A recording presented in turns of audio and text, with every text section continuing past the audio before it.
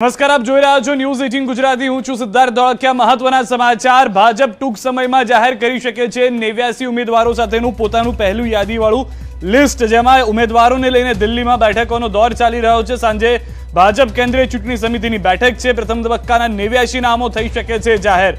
ટૂંક સમયમાં યાદી આવી શકે છે તેની જાણકારી હાલમાં મળી રહી છે। બેઠકમાં 89 નામો પર લાગી શકે છે અંતિમ મહોર।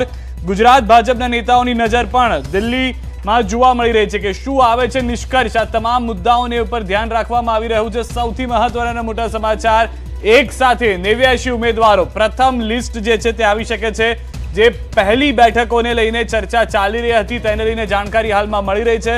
સૌથી વધારે મહત્વની વાત, 1 ડિસેમ્બરે પ્રથમ ફેઝનું જે મતદાન થવાનું છે તે માટેના આ 89 નામો હોઈ શકે છે, જેની ચર્ચા ચાલી રહી છે। તે પ્રમાણે આ પ્રથમ બેઠકમાં ચર્ચાને લઈને જાણકારી મળી રહી છે। વધુ અપડેટ્સ પણ અમે આપ સુધી પહોંચાડતા રહીશું। હાલમાં જે જાણકારી છે તે પ્રમાણે 89 નામો આવી શકે છે સામે।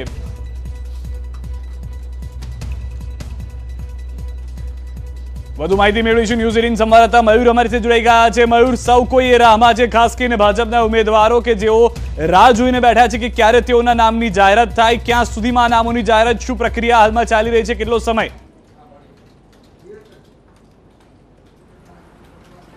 जी बिल्कुल सिद्धार्थ, प्रदेश भाजप द्वारा संपूर्ण जे 3 नामोनी पेनल है ते मोकली देवामां आवेली छे ने 6:30 कलाके जे राष्ट्रीय पार्लामेंटरी बोर्ड है ते मळवानुं छे ने तेनी अंदर खास करीने जो बात करिए तो जे तमाम नामों है ते अंगे चर्चा करवामां आवशे।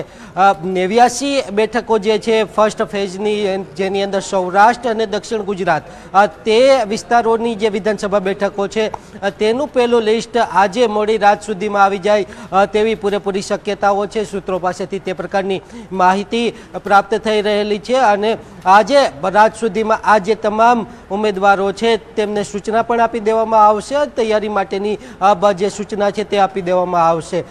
हाल जे छे ते प्रदेश अध्यक्ष CR पाटील, मुख्यमंत्री भूपेन्द्र पटेल अने केंद्रीय गृह और सहकार मंत्री गई काले समग्र जे प्रक्रिया है ते माटे संकलन बैठक पण मळेली हती। खूब लांबी आ बैठक चालेली हती। आज मुख्यमंत्री और प्रदेश अध्यक्ष वच्चे पण बैठक थयेली अने त्यारबाद हवे 6:30 कलाके भाजपने राष्ट्रीय कार्यालय खाते आज पार्लामेंटरी बोर्डनी बैठक है ते मळवानी छे। तेनी अंदर अंतिम मोहर जे छे ते 182 उम्मीदवारों माटे मारी देवामां आवशे ने जे 89 बैठको छे ते तेना उम्मीदवारों छे ते आज मोडी रात सुधीमां डिक्लेर करी देवामां आवशे। गुजरात प्रदेशना तमाम जे नेताओ छे जे हाल गुजरातनी अंदर छे तेमनुं जे हाल ध्यान है ते दिल्ही खाते छे अने क्यारे तेमनुं नामनी जाहेरात थाय ते टकटकी लगावी अने बेठेला छे। हवे जोवानुं ए रहेशे के मोडी रात सुधीमां क्या सुधीमां लिस्ट आवे छे अने कया मोटा माथाओ छे तेमने टिकिट मळे छे ने कया मोटा माथाओ छे तेमने टिकिट कपाय छे। जी मयूर, आप हमारे साथ जुड़ा रहो। दिल्ली थी न्यूज़ 18 संवाददाता रचना पर हमारे साथ जुड़ाई गया है। रचना, जिस तरीके से बातचीत चल रही है, बड़े नाम भी कट सकते हैं ये उम्मीदवारों की लिस्ट से, क्या और जानकारी प्राप्त हो रही है? कब तक ये लिस्ट जो है वो बाहर आ सकती है?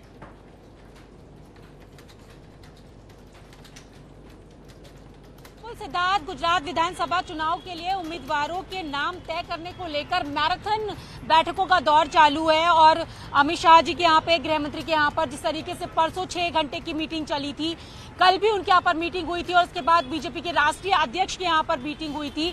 तो उम्मीदवारों के नाम पर विचार मंथन लगातार यहाँ पर चल रहा है। और सिद्धार्थ, आपको बता दें कि थोड़ी देर पहले ही मुख्यमंत्री और CR पाटिल के बीच में भी एक बैठक हुई है। उनके आवास पर, CR पाटिल का जो दिल्ली में आवास है उस पर यह बैठक हुई है। और आज शाम को केंद्रीय चुनाव समिति की बैठक होनी है जो कि 6:30 बजे होगी और उसमें प्रधानमंत्री भी रहेंगे। तो जो विचार मंथन कर कर एक उम्मीदवारों की लिस्ट बनाई गई है वो केंद्रीय चुनाव समिति के समक्ष रखी जाएगी और उसके बाद अंतिम मोहर लगेगी। और जिस तरीके से हमारे सोर्सेज के हवाले से खबर आ रही है कि बीजेपी अपनी पहली लिस्ट 10 नवंबर को जारी कर सकती है। और इसके साथ ही आपको ये भी बता दें कि 25 से 30% तक के नाम जो हैं वो कट सकते हैं। इसमें कई बड़े चेहरे भी शामिल रह सकते हैं जो कि पहले कैबिनेट में भी रह चुके हैं, विधायक भी हैं, उनके नाम भी कटने की संभावना यहाँ पर जताई जा रही है। और जिस तरीके से नाम कटेंगे उसी तरीके से नए चेहरे यहाँ पर शामिल किए जाएंगे सिद्धार्थ, क्योंकि जो दूसरे राजनीतिक दलों से लोग बीजेपी में शामिल हुए हैं उन चेहरों को भी अब टिकट देने की बात यहाँ पर सामने आ रही है कि हो सकता है कि कुछ ऐसे नए चेहरे अब सामने आए जिनको टिकट मिले, चुनावी मैदान में देखें, जो दूसरे राजनीतिक दलों से आए हुए हैं। तो जाहिर सी बात है कि सबकी नजरें हैं कि केंद्रीय चुनाव समिति के बाद जो एक अंतिम मोहर के लगने के बाद जो ड्राफ्टिंग यानी कि जो लिस्ट सामने आती है और जो नाम अनाउंस होंगे वो कौन से नाम होंगे, क्योंकि यहाँ पर अगर हम कहें तो फाइनल रूप से मंथन हो चुका है और ये जो लिस्ट है वो केंद्रीय चुनाव समिति के समक्ष रखी जाएगी और उसके बाद प्रधानमंत्री क्योंकि उस बैठक में खुद शामिल रहने वाले हैं और जितने भी लोग हैं बीजेपी के वरिष्ठ नेता, मुख्यमंत्री वहां पर रहेंगे, गृह मंत्री वहां पर रहेंगे, राष्ट्रीय अध्यक्ष रहेंगे, गुजरात के जो प्रभारी हैं, जो अध्यक्ष हैं वो वहां पर रहेंगे और सर्वसम्मति के साथ अंतिम मोहर वहां पर लगेगी जो ये लिस्ट अभी तक तैयार की गई है, क्योंकि जिस तरीके से प्रत्येक विधानसभा में जाकर एक स्क्रीनिंग की गई थी। जानकारी के लिए तो हालમાં જે રીતે ન્યૂઝ 18 સમાચાર રચના જણાવી રહ્યા હતા, ટૂંક સમયની અંદર જે અંતિમ યાદી છે તેના પર મહોર લાગી જશે અને શક્યતાઓ છે કે મોડી રાત સુધીમાં આ લિસ્ટ જે છે 89 ઉમેદવારોનું તે બહાર આવી જશે। तो नर्मदाથી મહત્વના સમાચાર આવી રહ્યા છે। બીટીપી ને લઈને આ સમાચાર છે કે જ્યાં આગળ પિતા પુત્ર વચ્ચેની જે માથાકૂટ છે તેમાં હવે વધુ એક ટ્વિસ્ટ આવી ગયો છે। સૌથી પહેલા આપણે જણાવી દઈએ કે જે બીજી યાદી છે તે જાહેર કરવામાં આવી છે। ઝઘડિયાથી મહેશ વસાવા, ડેડિયાપાડાથી બહાદુર વસાવા, ઝઘડિયાથી છોટુ વસાવા નહીં લડે ચૂંટણી, ખેડબ્રહ્માથી રવજીભાઈ પાંડોરની ટિકિટ, જેતપુર પાવીથી નરેન્દ્ર રાઠવા, અંકલેશ્વરથી નીતિન વસાવા, માંગરોળથી સુભાષભાઈ વસાવાને ટિકિટ આપવામાં આવી છે। વધુ એક મહત્વના સમાચાર, ખેડબ્રહ્માથી રવજીભાઈ પાંડોને ટિકિટ અપાઈ છે।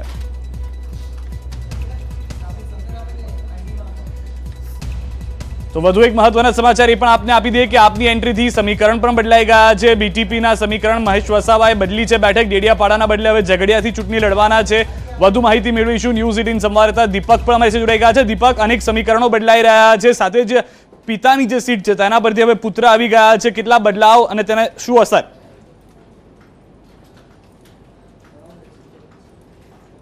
बिल्कुल सिद्धार्थ, बात करिए तो जो डेगड़ियापाड़ा और झगड़िया सीट है सीटना जेनी नजर थी ये नजर आज अंत आव्यो छे, कारण के जे बीटीपी है जेना अध्यक्ष महेश भाई वसावा है जेओए आज बीजू लिस्ट जाहिर कर्युं छे अने आ लिस्ट में खास जो महत्वनी बैठक गणवामां आवे छे डेडियापाड़ा और झगड़िया। आ झगड़िया पर 7 टर्मथी छोटू वसावा एटले के एमना जे पिता है ये पिता लड़ता आव्या छे अने जीतता आव्या छे। अत्यारे जे बात करिए तो जे डेडियापाड़ानी सीट है जेओ गत टर्म 2017 में महेश वसावा आ बीटीपी द्वारा आज डेडियापाड़ा सीट हासिल करी थी, परंतु हवे आपनी एंट्री थई छे जे डेडियापाड़ा में त्रिपाक्षीय जंग हतो हवे चतुष्कोणी जंग खेलावा जई रह्यो छे, जेमां आपनी एंट्री थई चूकी छे। आपमां जे चैतर वसावा करीने जे उम्मीदवार जाहिर कर्या छे जे छोटू वसावा अने महेश वसावाना राइट हेन्ड गणाता हता अने जेने जे आपमांथी उम्मीदवारी करी छे एटले जे चैतर वसावा छे डेडियापाड़ामां आदिवासी पर प्रभुत्व वधारे धरावे छे अने आदिवासीओ साथे परखे रहे छे, एटले जे महेश वसावा छे जेना हाथ कपाई जता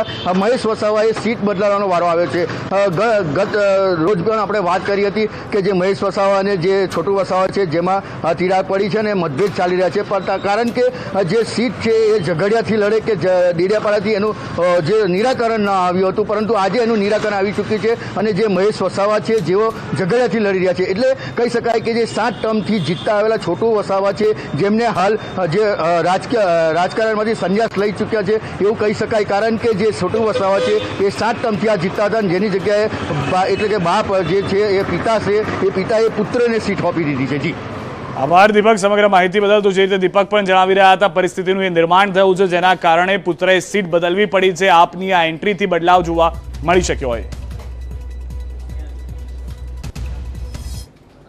आ तरफ कांग्रेसथी पण महत्वना मोटा समाचार, 30 अन्य उम्मीदवारोना नाम આજે જાહેર થઈ શકે છે। મહત્વના મોટા સમાચાર તે માટે પણ કારણ કે આજે 30 થી વધુ ઉમેદવારો જાહેર થશે અને બીજી યાદીમાં ધારાસભ્યોનો પણ સમાવેશ થશે। પ્રભારી પ્રમુખ સહિત નેતાઓની બેઠકોનો દોર, 2 એમએલએના રાજીનામા બાદ ડેમેજ કંટ્રોલ શરૂ કરી દેવામાં આવ્યું છે। બે જ હાલના ધારાસભ્યો કે જે છેલ્લા 36 કલાકની અંદર 24 કલાક આમ તો જે સમય હતો તેની અંદર ભાજપની અંદર જોડાઈ ગયા છે, તો તેને લઈને પણ બદલાવ જોવા મળી શકે છે। વધુ માહિતી મેળવીશું। મારી સાથે ન્યૂઝ 18 સંવાદદાતા પ્રણવ પણ જોડાઈ ગયા છે। પ્રણવ, જે રીતની આ પરિસ્થિતિ થઈ છે, 30 અન્ય ધારાસભ્યો ઉમેદવારોના નામની ચર્ચા છે જેમાં ધારાસભ્યો પણ સામેલ છે, કઈ રીતે ડેમેજ કંટ્રોલ કઈ રીતનું મહત્વનું રહેશે?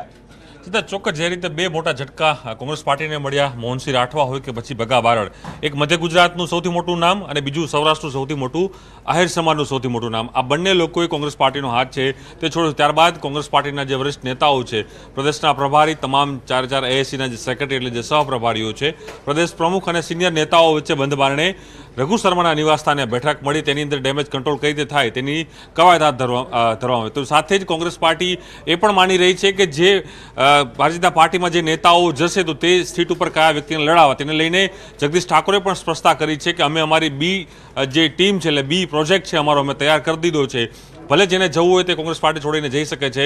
તેની સાથે જ બીજા પ્લાન છે તે કોંગ્રેસ પાર્ટીએ પોતાના અહીં તૈયાર કરી દીધા છે. તો સાથે જ એ પણ અહીં અપડેટ જે મળી રહ્યું છે તે છે કે નવી યાદી જે છે કોંગ્રેસ પાર્ટી લાવવા જઈ રહી છે તે બીજી યાદી હશે. તેની અંદર જે એમએલએ છે તેમાં 20થી પણ વધુ એમએલએ હશે. તેમાં જે પરેશ ધાનાણી હોય, પ્રતાપ દુધાત છે, જે અમિત ચાવડા છે, જે સિનિયર ધારાસભ્યો છે તેઓને જે રિપીટ કરવાના છે આ યાદીમાં હશે. કારણ કે કોંગ્રેસ પાર્ટીને હજી પણ એ ડર લાગી રહ્યો છે જો હજુ પણ નામો જાહેર થશે તો હજુ પણ ક્યાંક ને ક્યાંક છે ડેમેજ છે કોંગ્રેસ પાર્ટીને જોવા મળશે. તેને લઈને કોંગ્રેસ પાર્ટીએ પોતાની એક સ્ટ્રેટેજી બનાવી છે અને જે સિટિંગ એમએલએ છે, જે અત્યારે 60થી પણ વધુ જે સિટિંગ એમએલએ છે તેમાંથી માત્ર અત્યારે 15થી 20 એવા એમએલએ હશે કે જેઓને રિપીટ કરવાના જે શ્યોર સીટ માનવામાં આવી રહી છે સિદ્ધાર્થ, તે લોકોને ત્યાં રિપીટ કરવામાં આવશે.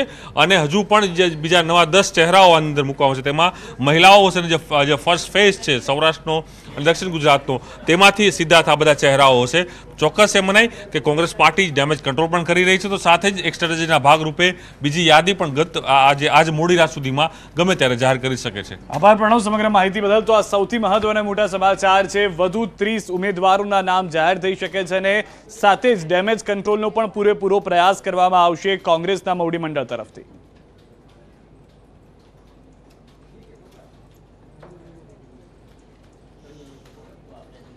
અને હવે વાત ભાજપમાં સામેલ થયેલા ધારાસભ્યોની.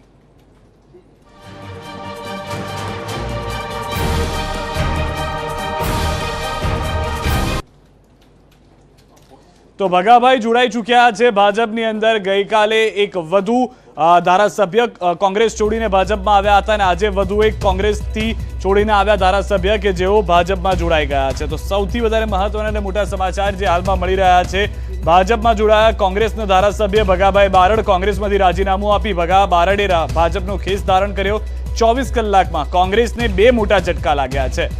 મોહનસિંહ રાઠવા બાદ બારડનું રાજીનામું, પોતાના સમર્થકો સાથે ભગા બારડ ભાજપમાં જોડાયા. સૌરાષ્ટ્રના આહિર સમાજનો મોટો ચહેરો છે ભગા બારડ.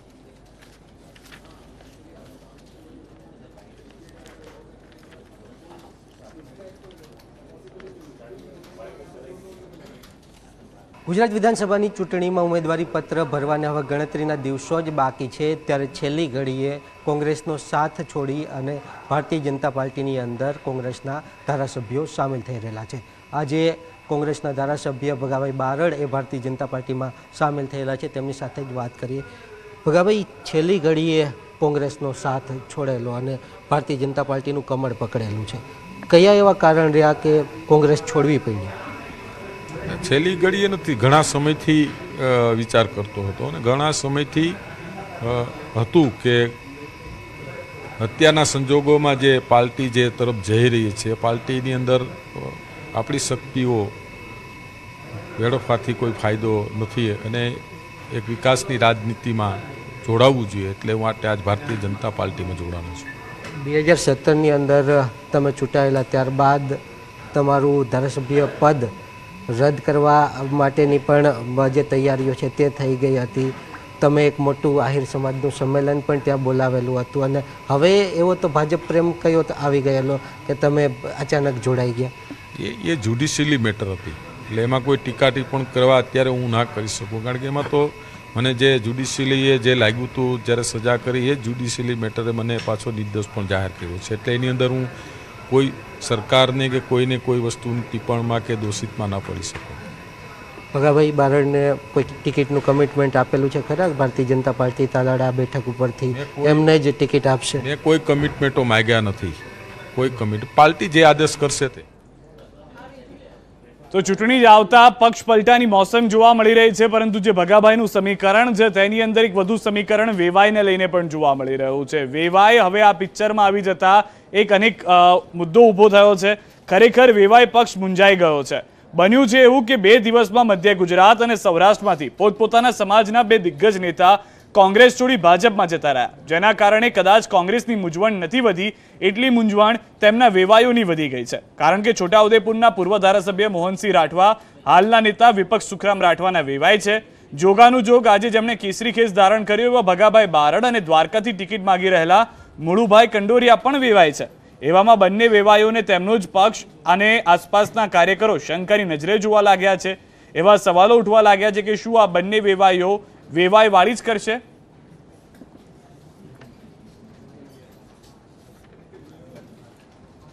તો આ 4 દ્રશ્યો આપ જોઈ રહ્યા છો, જેના કારણે આ સમીકરણ ઉભા થઈ રહ્યા છે।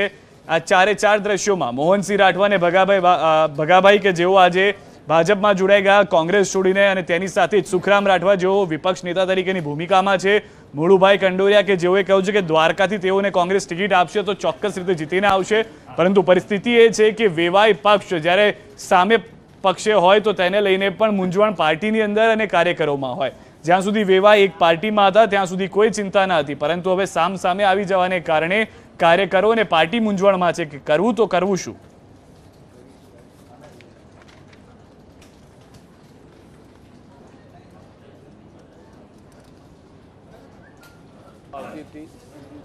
પક્ષના પ્રમુખ શ્રી જગદીશભાઈએ એનો ઓડિયો કાઢો કાનમાં કર્યું કે તમે સ્થાનિક કક્ષાએ જઈ આ વાતનું ખંડન કરો અને જે સાચી વાત છે એ સાચી વાત ગુજરાતમાં પહોંચે અને કોઈને મન દુઃખ ના થાય એનો ઓડિયો કાઢો કાનમાં એટલે કોઈને પણ એવો સંદેહ ના જાય કે સુખરામભાઈ રાઠવા કોંગ્રેસ પક્ષની સાથે નથી। અને એનો ખુલાસો કરવા માટે અહીં આવ્યો છું। ગુજરાતની આમ જનતાને, ગુજરાતમાં કોંગ્રેસનું કામ કરતા સર્વ મિત્રોને જણાવું છું કે હું સુખરામ રાઠવા વિપક્ષના નેતા કોંગ્રેસ પક્ષની સાથે છું, કોંગ્રેસ પક્ષની સાથે રહીશ અને અમારા દાદા કહેતા હતા તેમ મરીશ તો પણ કોંગ્રેસનું કફન ઉડીને મરીશ। તો સુખરામ રાઠવાને આપ સાંભળી રહ્યા હતા, કફન ઉડીને મરીશ તો પણ કોંગ્રેસનું હશે, મારા દાદા કહેતા હતા તેમ। પરંતુ આ જ વાત ભગાભાઈ બારડ પહેલા પણ કહી ચૂક્યા હતા। તેઓની એક સભાની અંદર વાત કરવામાં આવી હતી કે હું પ્રેમનો ભૂખ્યો છું, ભાજપમાં નહીં જાઉં, પરંતુ હવે પરિવર્તન આવ્યું છે। અન્ય નેતાઓની પણ પ્રતિક્રિયાઓ આવી રહી છે, શું કહ્યું તે સંભળાવીએ। તાલાળાના ધારાસભ્ય ભગાભાઈ બારડ જે મારા વેવાઈ થાય છે, સંબંધી છે મારા, એણે આજે ધારાસભ્ય તરીકે રાજીનામું આપી અને બીજેપી જોઈન્ટ કરી છે। એટલે ઘણા લોકોને શંકા છે કે હું પણ બીજેપીમાં વયો જાઉં, એવી ખોટી સાચી વાત આવે છે, પણ હું કોંગ્રેસમાં છું, કોંગ્રેસમાં જ રહેવાનો છું। 2017માં કોંગ્રેસે મને છેલ્લી રાતે ટિકિટ નહોતી આપી તો પણ હું 5 વર્ષ કોંગ્રેસમાં રહ્યો। ત્યાર પછી લોકસભા જામનગર 12 જે મને કોંગ્રેસે આદેશ કર્યો એટલે લોકસભા પણ હું લડ્યો હતો। અને હું જે કચડાયેલો આ વર્ગ છે એના પ્રતિનિધિ તરીકે હંમેશા કોંગ્રેસ મને ગમે છે, કોંગ્રેસના વિચારો મને ગમે છે, એટલે હું કોંગ્રેસમાં છું અને કોંગ્રેસમાં રહેવાનો છું। હા, ભગાભાઈ સિનિયર ધારાસભ્ય છે અને કોંગ્રેસ પક્ષમાં હતા, એટલે કોંગ્રેસ પક્ષમાં મને ટિકિટ દ્વારકામાંથી મળે એટલા માટે એણે રજૂઆત કરેલી હતી અને હાર્ડલી રજૂઆત કરેલી હતી। મને ગયા વખતે ટિકિટ છેલ્લી ઘણીએ ફેરફાર કોંગ્રેસે કર્યો હતો, એટલે એવો ફેરફાર ન થાય અને મને કોંગ્રેસ તરફથી ટિકિટ મળે એવી રજૂઆત ભગાભાઈએ મારા વતી કરી હતી। તાલાળાના ધારાસભ્ય ભગાભાઈ બારડ જે મારા વેવાઈ થાય છે, સંબંધી છે મારા, એણે આજે ધારાસભ્ય તરીકે સંબિત પાત્ર હાલમાં પ્રેસ કોન્ફરન્સ કરી રહ્યા છે, સીધા ત્યાં જોઈએ। हिंदुस्तानियों को पूरे भारतवर्ष में और लगभग 71 परिवारों को 71 लाख फैमिलीज को 71 लाख परिवारों को गुजरात में नरेंद्र मोदी जी मुफ्त राशन केंद्र से भेज रहे हैं। और अगर संख्या में देखी जाए तो मोटा मोटी 4 करोड़ व्यक्तियों तक ये राशन अभी तक दिया जा रहा है। यह अपने आप में दिखाता है कि गुजरात के लिए नरेंद्र मोदी जी के हृदय में किस प्रकार की भावना है। स्वाभाविक रूप से यह गुजरात, जिस गुजरात ने एक ऐसे प्रधानमंत्री को इस पवित्र मिट्टी से भेजा है, द्वारकाधीश जी की मिट्टी से, सोमनाथ जी की मिट्टी से एक ऐसे प्रधानमंत्री हिंदुस्तान को मिले हैं जिनके रहते हुए नामुमकिन शब्द आज मुमकिन बना है। कभी हमने नहीं सोचा था कि, मैं तो उड़ीसा का हूं, उड़ीसा के एक साधारण गांव से आता हूं, इसलिए मैं तो धन्यवाद करता हूं गुजरात का। मैं राजनीति नहीं करना चाहता हूं, मगर मैं धन्यवाद करता हूं गुजरात का कि ऐसा एक गुजराती व्यक्ति यशस्वी प्रधानमंत्री बनते हैं। जो सर्जिकल स्ट्राइक जिन्होंने किया, भव्य राम मंदिर शांतिप्रिय तरीके से सबका साथ, सबका विकास, सबका विश्वास, सबके प्रयास के माध्यम से भव्य राम मंदिर का बनना। केवल इतना ही नहीं, आप सोच के देखिए, जीवन काल में हमने कभी नहीं सोचा था अनुच्छेद 370 हट जाएगा। अनुच्छेद 370 का हट जाना, ये सारी चीजें देन है इस पवित्र मिट्टी की। और मैं इस पवित्र मिट्टी को नमन करते हुए गुजरात की इस गाथा को याद दिलाना चाहता हूं कि आज हाल रोकाईશું એક વિરામ માટે। આપ જોડાયેલા રહો ન્યૂઝ 18 ગુજરાતી સાથે।